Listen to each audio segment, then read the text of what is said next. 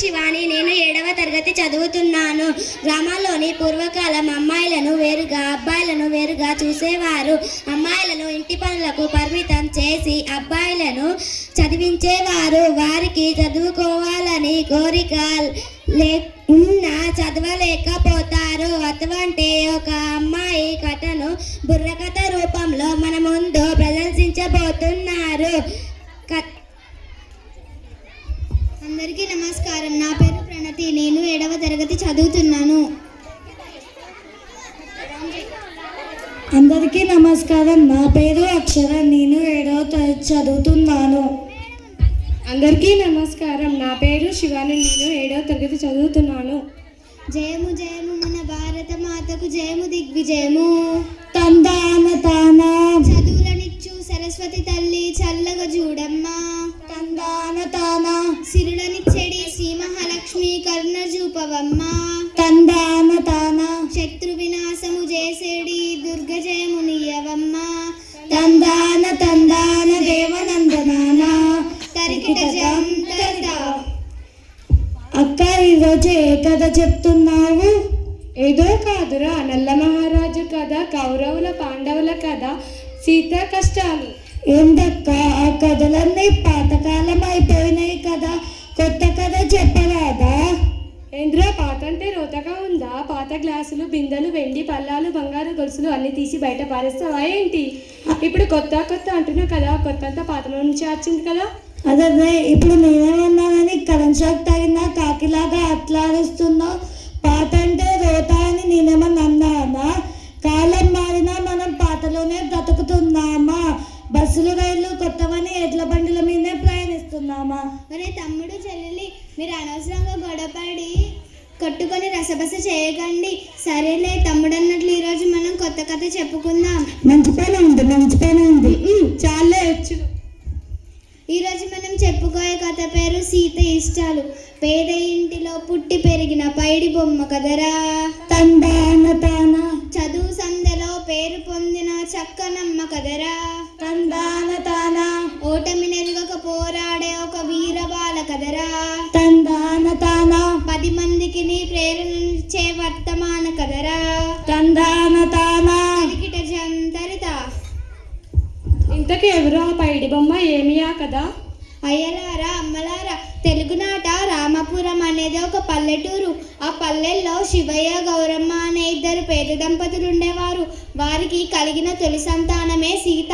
వారు సీతను బడికి పంపించాలనుకుంటుండగానే వారికి మరో పిల్లవాడు పుట్టాడు. వారు సంతానాన్ని ఆపేద్దామా వద్దా అని మదన పడుతుండగానే మరో అమ్మాయి పుట్టింది. ఆలస్యం అమృతం విషం అంటే ఇదేనేమో. నువ్వు నోరు ముస్తావా అమ్మయ్యవా? నోరు మూసుకునే కాలం పోయిందక్క. ప్రశ్నించేవాడే ఉత్తముడు, మాట్లాడేవాడే మంచోడు. తర్వాత కథ వినండి. పూట గడవని తల్లిదండ్రులకు పాటలు ఎక్కువాయే. తందాన తానా పంట పండక పొట్ట నిండక కష్టం ఎక్కువాయే. తందాన తానా కుటుంబ భారం కుంగదీయగా తల్లడిల్లినారు. తందాన తానా భార్యాభర్త కూలినారితో బతుకు నేర్చినారు. తందాన తానా తరికిట జం తరిదా. ఇంతకు సీత బడికి పోయిందా లేదా? లేదు చెల్లెలా, అమ్మ నాయన పనిలోకి పోతే తమ్ముని చెల్లిని ఆడించడానికి ఆమె అంకితమైపోయింది. పిల్లలు బడిలో, పెద్దలు పనిలో అనే సంగతి వాళ్ళకు తెలియదా అక్క? చట్టాలు అమలు చేయడం ఏ ఒక్కరి బాధ్యతతో కూడినంత కాలం మార్పు రాదురా తమ్ముడు. తర్వాత ఏం జరిగింది అక్క? తర్వాత ఏం జరుగుతుంది? 4 రాళ్ళు సంపాదించిన తర్వాత ఆ రాళ్లతోనే పిల్లనెత్తి నీళ్లు పోసి పెళ్లి చేసి ఉంటారు. నిజంగా అదే జరిగితే మన కథకు అర్థం లేదురా తమ్ముడు. ఆ ఊరికి శ్రావణి అనే కొత్త టీచర్ వచ్చింది. తర్వాత నీ పిచ్చి కానీ టీచర్లు చదువు చెప్తారు కానీ ఇవన్నీ పట్టించుకుంటారా?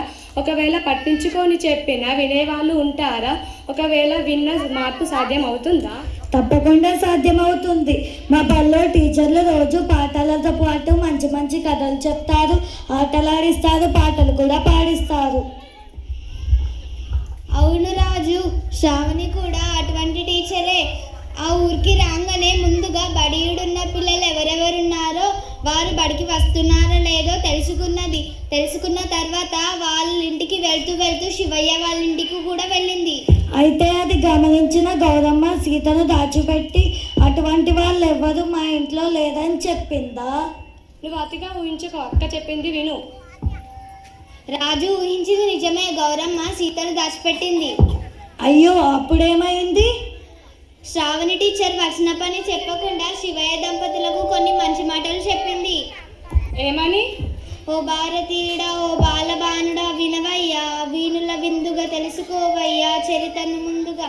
ఎన్నో జన్మల పుణ్యఫలం ఇది మానవ జన్మము, అది మానవ జన్మము, అందులోనూ ఆడపిల్లగా పుట్టుట శ్రేష్టము. అవును, పుట్టుట శ్రేష్టము. సహనము, స్నేహము, ప్రేమ భావము ఆమె గొప్పతనము, అది ఆమె గొప్పతనము. ఆ గొప్పను కలిగిన ఆడపిల్లను చక్కగా పెంచాలి, బహు చక్కగా పెంచాలి. అప్పుడే ఇల్లు, ఊరు, దేశం అభ్యున్నతి పొందు. అవును, అభ్యున్నతి పొందు. అట్టి బాలికను నడిచిపెట్టుట అన్యాయం మగును, అయితే అన్యాయం మగును. తరిగిట తరిత. అక్క తర్వాత ఏమైందో నీ చెప్పనా? ఆ మాటలు విన్న సీత లోపటి నుంచి వెళ్ళి బయటకు వచ్చి నీ చదువుకుంటానని చెప్పిందా? అవును చెల్లమ్మ. శ్రావణి టీచర్ మాటలతో ప్రభావితులైన శివయ్య దంపతులు కూడా సీతను చదివించడమే మంచిదనుకున్నారు. సీతను టీచర్ వెంట పంపించారు. ఓ, చాలా బాగుంది. చాలా బాగుంది. తర్వాత కథ చెప్పక్క.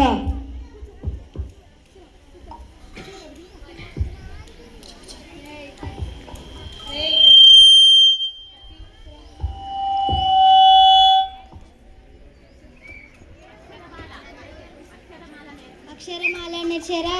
సై. తెలుగును చక్కగా చదివారా? సై. ఎక్కాలెన్నో నేర్చారా? సై. లెక్కలు చక్కగా చేసారా? సై. ఏది చదివినా ఏది రాసినా ఎదురులేదు తనకు. తందాన తానా. అందరిలోనూ అన్నింటికన్నా ముందు నిలిచెతుదకు. తందాన తానా. తరికిట తరిత. చూడు, చదివితే అట్లా చదవాలి. నువ్వేం నన్ను వెక్కిరించక్కర్లేదు. నేను కూడా 1వ తరగతిలో ఉండంగానే పెద్ద పెద్ద లెటర్స్ చదివినా తెలుసా? నువ్వా? అంత లేదు. ఏం చదివావో చెప్పు. లెటర్స్, పెద్ద లెటర్స్. అవేవో 1, 2 చెప్పు. 1, 2 కాదు, 25 చదివినా. చెప్పలేనా? చెప్పమంటావా? అయితే విను. ABCD. ఆ లెటర్స్ ఏడ్చినట్లే ఉన్నాయి. నువ్వు కథ చెప్పక్క. తర్వాత సీతకు ఎదురు లేకుండా పోయింది. 7వ తరగతి కూడా పూర్తి చేసింది. సరిగ్గా అదే సమయంలో శ్రావణి టీచర్ ప్రమోషన్ మీద బదిలీ అయి వేరే ఊరు వెళ్ళింది. అయితే అప్పుడు సీత చదువు ఆగిపోయిందా అక్క? లేదులే రాజు. శ్రావణి టీచర్ సీత మనసులో బలంగా చదువు యొక్క గొప్పతనం గురించి చెప్పింది. సీత ఆ ఊళ్ళో చదువుకోవడానికి అవకాశం లేకపోయినా పట్టణానికి వెళ్ళి చదువుకుంది. డిగ్రీ పూర్తి చేసింది. ఎందుకక్క ఇంజనీర్ల సీట్ దొరకలేదా? ఏదో చదువుకొని డబ్బులు సంపాదించి తను మాత్రం హాయిగా ఉండాలనుకోలేదు. తనలాంటి పిల్లల్ని కూడా చదివించాలని గట్టిగా నిర్ణయించుకుంది. ఓ, చాలా బాగుంది. తర్వాత కథ చెప్పక్క. పిల్లల చదువు కోసం, స్త్రీల మేలు కోసం, దేశానికి సేవ చేయాలని నిరంతరం కృషి చేసింది మన సీతక్క. అవునా అక్క? సీత ఇష్టాలన్నావు కదా, అవేవో చెప్పు. మరి నా ఇష్టాల్లో మన కథ అయిన తర్వాత తీరుబాటుగా చెప్పుకుందాంలే. ముందు సీత ఇష్టాలు విను. సరే, నువ్వు అంటున్నావు కదా, వింటావు కదా. అయితే ముందు అక్క చెప్పేది విను. ఆడపిల్లను చిన్న చూపుతో చూడరాదు బాయి. అదే చూడరాదు బాయి. అందరిలోనూ అవకాశాలు కల్పించాలోయి. చక్కగా కల్పించాలోయి. అప్పుడే చదువులనైనా పదవులనైనా సమానమేనోయి. వాళ్ళు సమానమేనోయి. తరికిట తరిత. చాలా మంచి కథ చెప్పావక్క. ఈ కథ వింటే ఎవరిలోనైనా మార్పు వస్తుంది. ఇటువంటి సీతక్కులు ఊరికొక్కరు ఉన్న ఈ దేశం బాగుపడుతుంది. ప్రతి ఒక్కరు సీతక్కను ఆదర్శంగా తీసుకొని దేశానికి సేవ చేయాలని కోరుకుంటూ కథ ముగిస్తాం. మంగళం మన భారత మాతకు మంగళం, జయ మంగళం. మంగళం తెలంగాణ తల్లికి మంగళం, జయ మంగళం. మంగళం ఆదర్శ మహిళకు మంగళం, జయ మంగళం. తరికిట తరిత. ఈ కథ ద్వారా మన సమాజంలో ఉన్న స్త్రీ పురుషుల వివక్షతను తగ్గించి ఆడపిల్లలను ప్రోత్సహించి అన్ని రంగాలలో ముందుండాలని కోరుకుందాం. ధన్యవాదములు.